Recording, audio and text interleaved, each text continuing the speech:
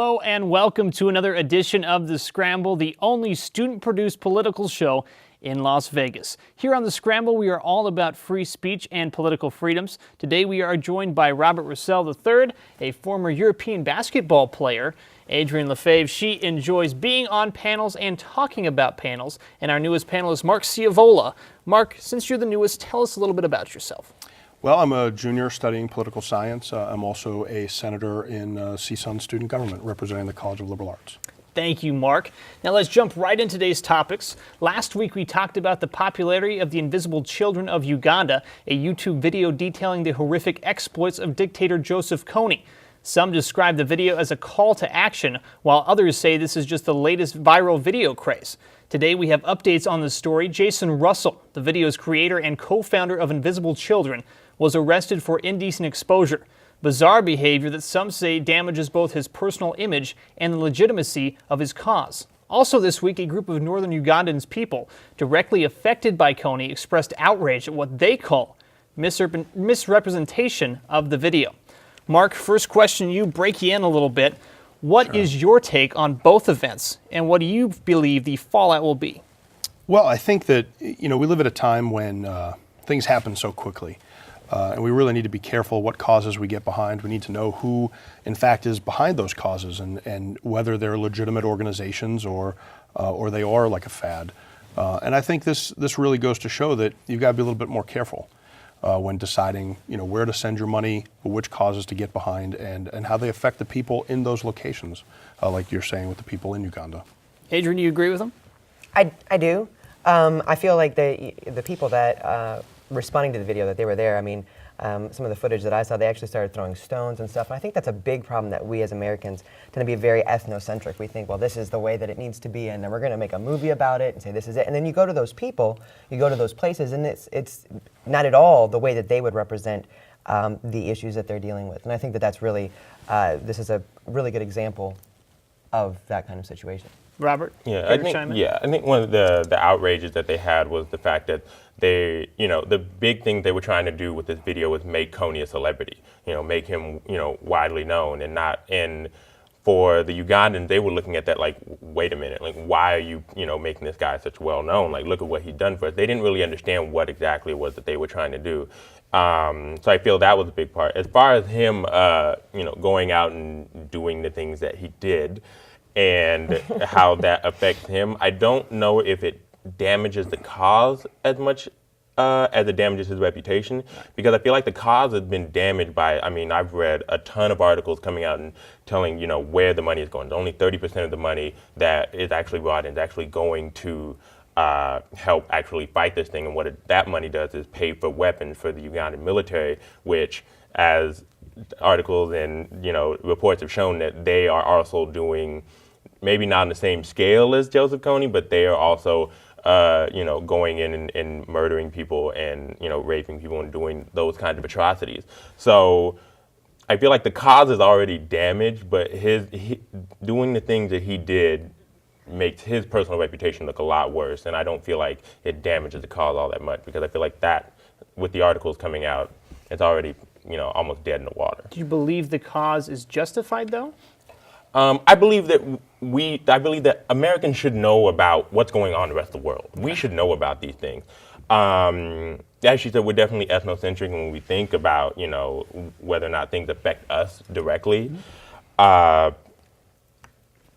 It's justified in that we're bringing to light atrocities that are going on in different parts of the world. The way they went about it, I feel like there's probably a better way that they could have done these things. Do you both agree with Robert that they should be known in the other different areas of the world? The United States should be not just oblivious to what's going on in their country, but everywhere else?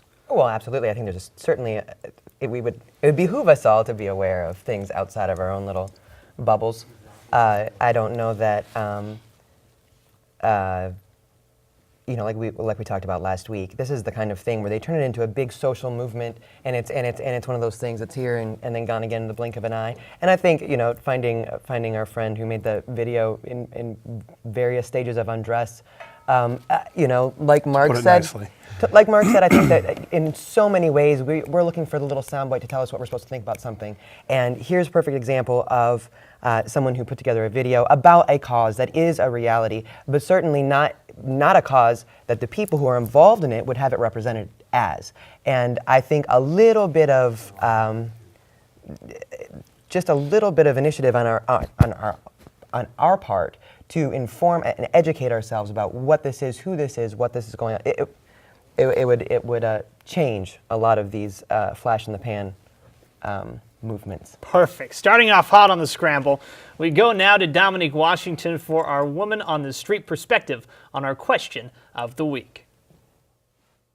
Tuition is not the only thing on a rise hike here at UNLV. We spoke with students who are frustrated about the recent gas prices. Well, I'm already thinking about carpooling now because I drive a truck and it's not easy to drive every single day to school and to work.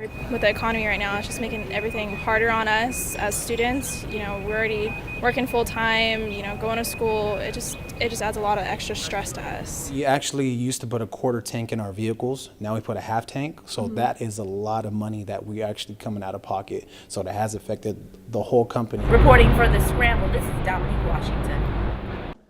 Alzheimer's disease, if left unchecked, will strike millions, including baby boomers, their children, and grandchildren in the coming years. As a scientist studying Alzheimer's disease for the American Health Assistance Foundation, I'm well aware that continued research is our only hope for finding a cure. Call 1-800-437-2423 or visit ahaf.org for free publications on Alzheimer's. Learn what you can do to help battle this deadly disease. An uproar over rising gas prices is fueling heated discussions among Republican presidential candidates.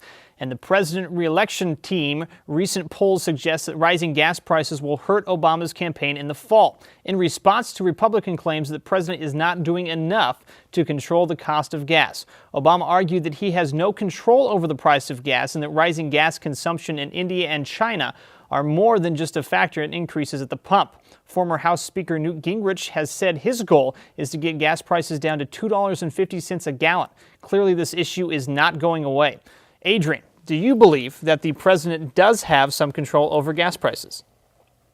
About as much as I do. I mean, I think that obviously there is very little that he can do to negotiate the price of barrels and all that kind of stuff. I mean, there's a lot going on in the oil-rich countries that I think speculators and investors and the people that I'm not going to pretend to be an oil savant, but I don't think.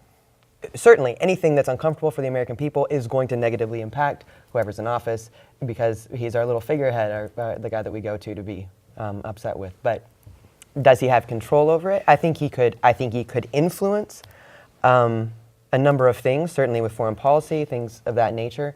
But I don't think he's going to be, at the counter negotiating how much we pay per barrel. Yeah, no, he's definitely said the figurehead that everybody looks to when there's problems. He's the face of the country.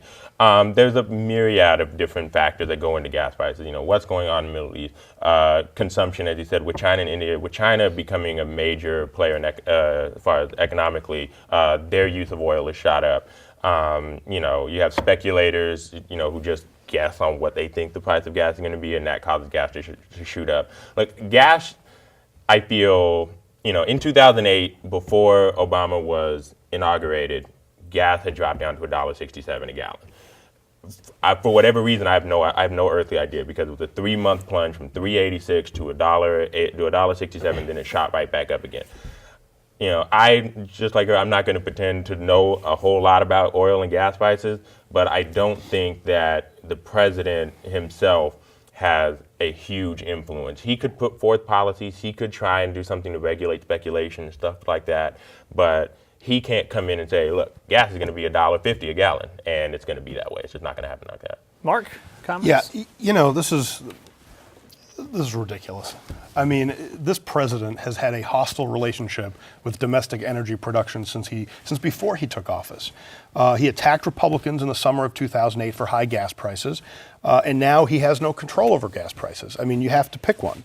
You can't have it both ways. And tomorrow, the president's actually traveling here to tout his energy policies at a time when the average price of gas in Nevada has hit $4 a gallon. I think it's preposterous, and this president has a failed record on energy, and it's time that he admit it and start looking towards solutions for Nevada families. I mean, I can't imagine a world in which we're going to sit here and say that the little figurehead, as you said, can't influence gas prices. I mean, it is crazy to me. The moratorium on drilling, the focus on renewable sources of energy at a time when they cannot meet our energy demand. And not to mention, of course, the fact that during the campaign in 2008, President Obama said that his plan for energy would necessitate higher gas prices and higher energy prices. And so while he can't snap his fingers and say gas today is going to be $1.50, through 3 years of failure on this issue, it is now $4 a gallon. Perfect. Thank you, Mark. We're going to take a quick break, but don't worry, more of the Scramble on the other side. Stay with us. Everyone is a story. Everyone. He passed away last year. It was hard at first when I found out how sick he was.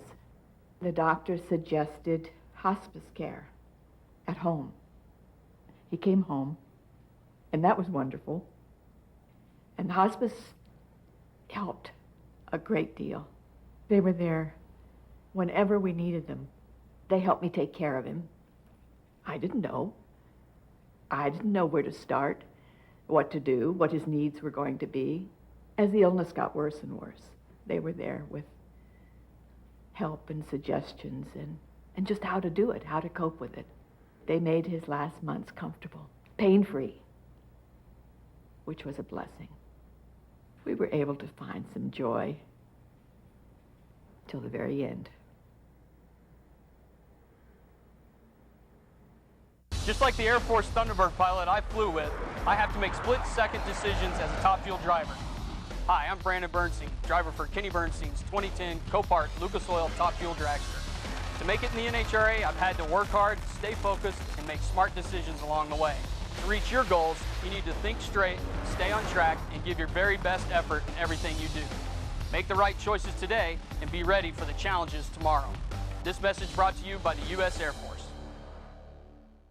Welcome back to the Scramble. It has been almost 63 years since a state was added to the United States. The last, of course, being Hawaii in August of '59. Since then, the U.S. has flirted with the idea of adding Puerto Rico and other countries as the 51st state. An election in Puerto Rico set later this year will determine the wishes of the Commonwealth. But the issue is already under discussion among the GOP hopefuls.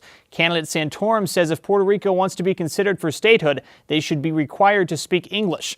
This comment sparked additional debate by other GOP candidates, especially frontrunner Mitt Romney, who has made it clear he does not agree with such a strict criteria. Robert, first question to you.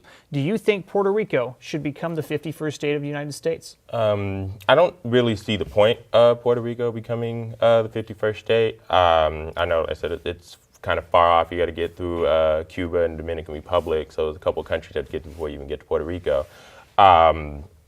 I just don't see what they have to offer the United States in general, and plus I don't think that we should be influencing or forcing anybody to do anything that they don't want to do.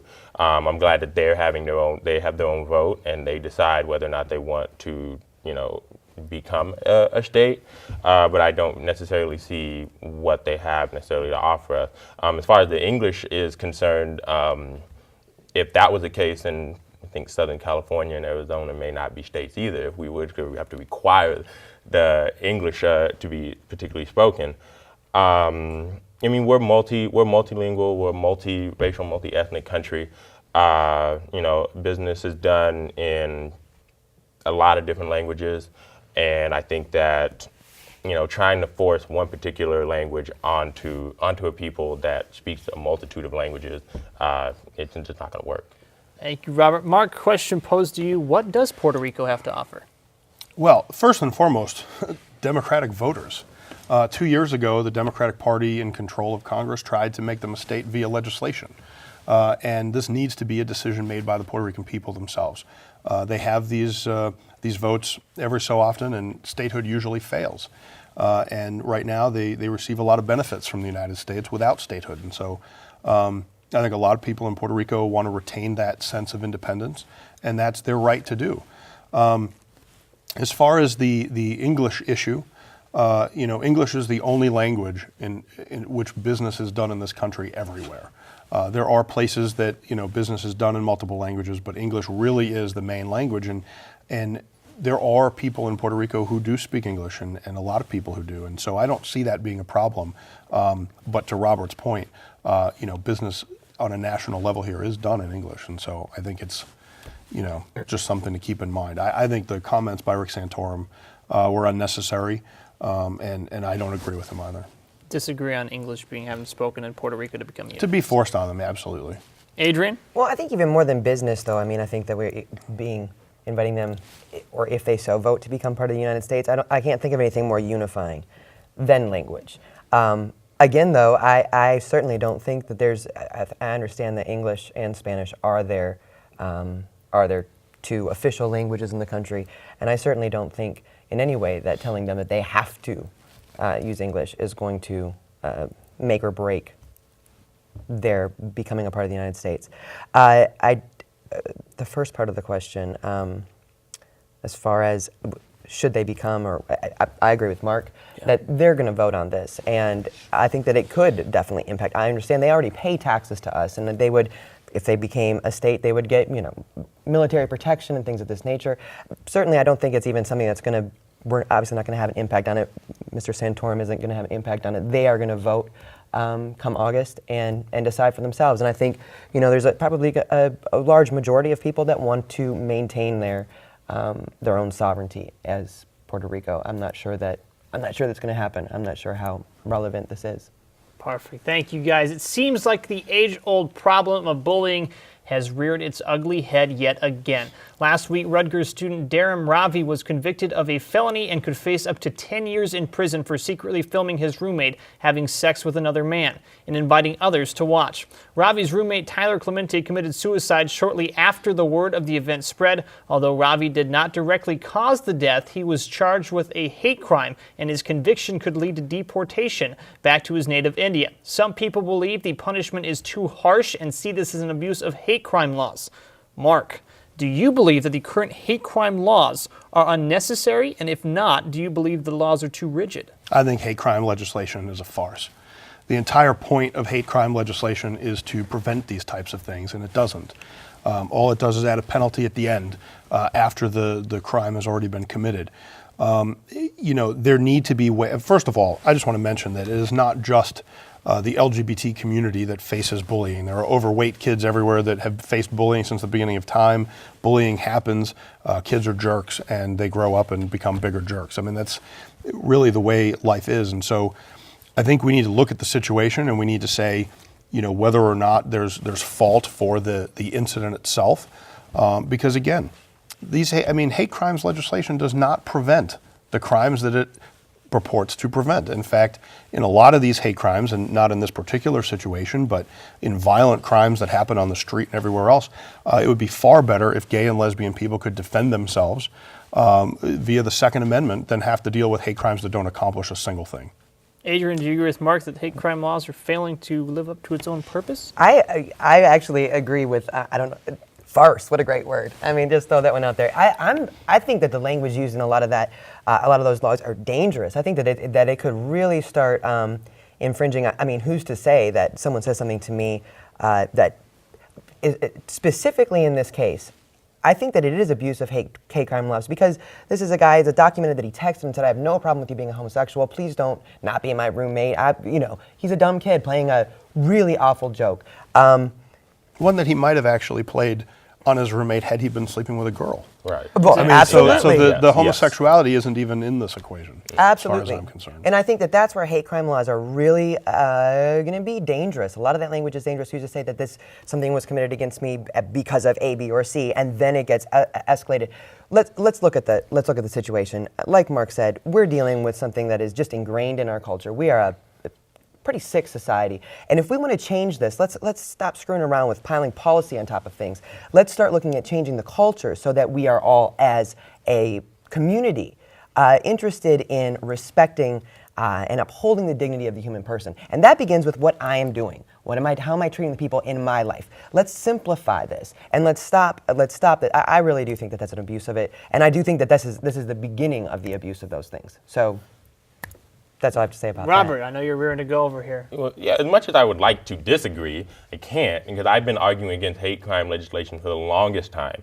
I feel that, as Mark said, it doesn't prevent anything from happening. I mean, my thing is, in most violent crimes, you have to have some sort of hatred for that person anyway. I'm not going to go in, and shoot somebody or murder somebody if I don't have some sort of dislike for that particular person anyway. So what does that hate crime legislation do? Well, if I murder somebody, I'm probably getting 25 to life. So what, you're going to add another 10 years on top of that? I mean, I'm already getting life. Like she said, there's no preventative measure on that. And this is a blatant abuse of that legislation, because, as we've already said, the text messaging back and forth, he doesn't really care. He's never really came out and said, I hate gay people, and this is why I'm doing something like this. There was never any premeditation.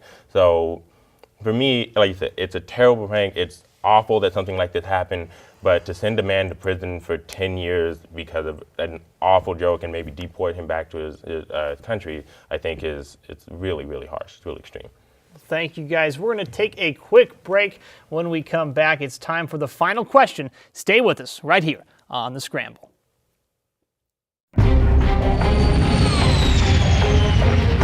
This sector's clear, Captain. It seems that way. But they're here. We have an intruder. I thought you guys were cleaning out here. Oh, we are. We're, sweeping. Yeah, for space aliens. Yeah, for space aliens. Well, good luck with that. Imagine what a little time can do for your family. Is that thing getting closer? Look how high that thing's going. Look out there, look at the debris. Give me the camera. No, just drive, I've got it. Zoom in, zoom in. I can't believe this is happening. Oh, the size of that thing.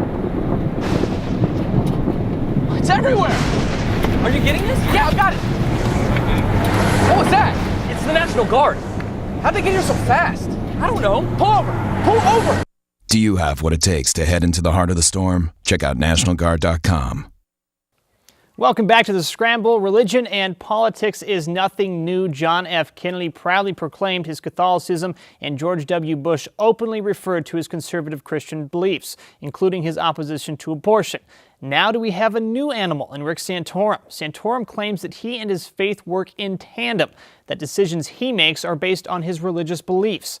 Adrian, can a man who relies on his religious beliefs effectively govern our country? Yes. Why is that? I'm waiting for it. I believe that some of the best leaders that we've had in this great nation, it's still great, have relied on their faith.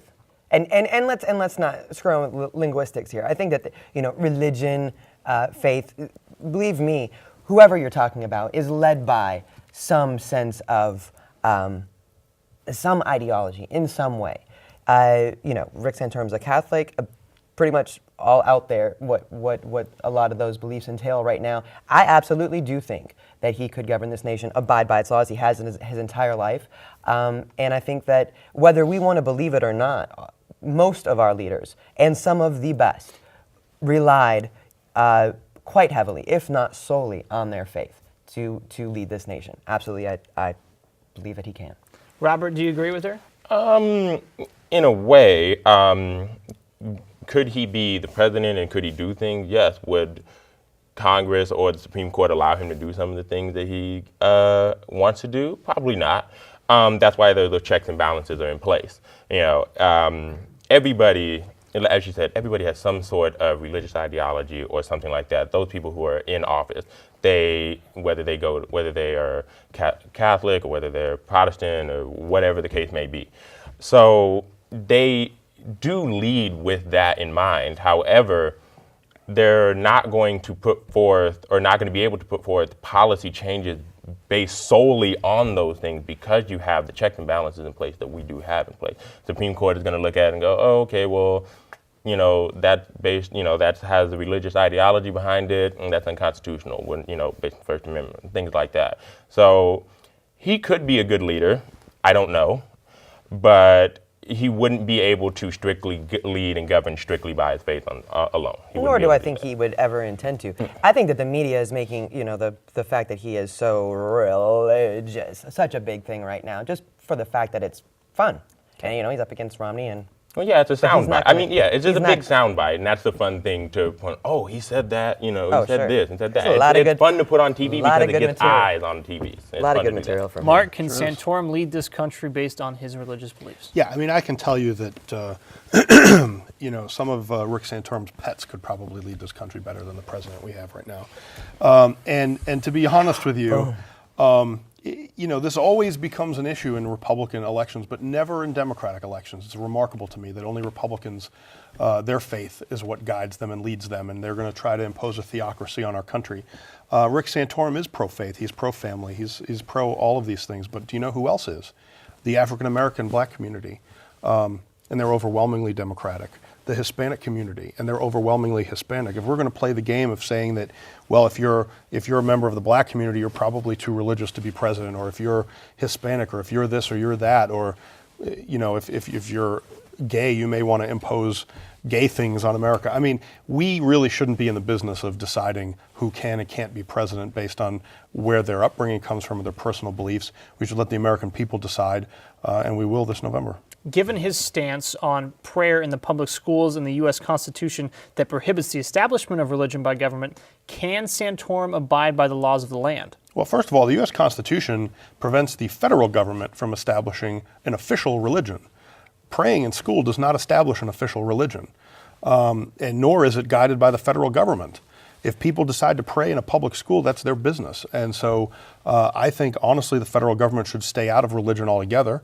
And by that note, let's be honest. If people want to pray in a public school, who is the federal government to say they can't? And that's not establishing a religion under the constitutional guidelines. Yeah, no, allowing people to pray in any public space or having them do it themselves is fine.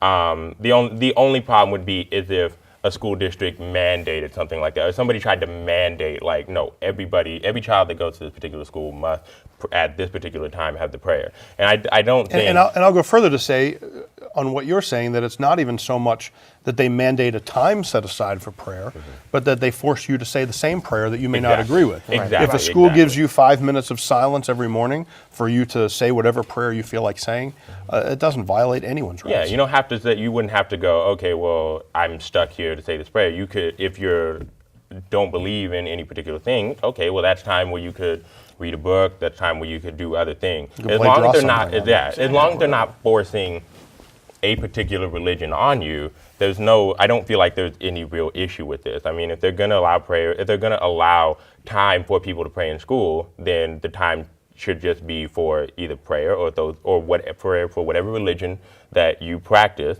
And if you don't practice anything, then you don't necessarily have to pray. You just find something else to do with that time. Well, notice too, how much his message is resonating with the public. He's got a lot of momentum going on. Not that he's going to become the nominee or anything like that, but I think that there is a huge hunger in our society. Look at what happens with Coney. People are like, something terrible happened. They all want to get on board. They all want to do something. We intrinsically understand when there is an atrocity happening, and we want to not be a part of that or to change it or to stop it. I think that Santorum's message of being pro-family and pro-faith and all those things really do resonate, because that has a lot to do with, regardless of how this war on women is going, right? Yes. It resonates with people who want to understand that they are valued and that their beliefs are significant. Look at what is it? 84% of the American public is Christian, even. Yeah, and it's rhetoric like war on women that is what makes politics so unattractive to mainstream Americans. Yes. Perfect. Well, thank you all for joining us today on The Scramble. From Mark Ciavola, Adrian Lefebvre, and Robert Roussel III, I am Austin Denny. Be sure to tune in next week right here on The Scramble.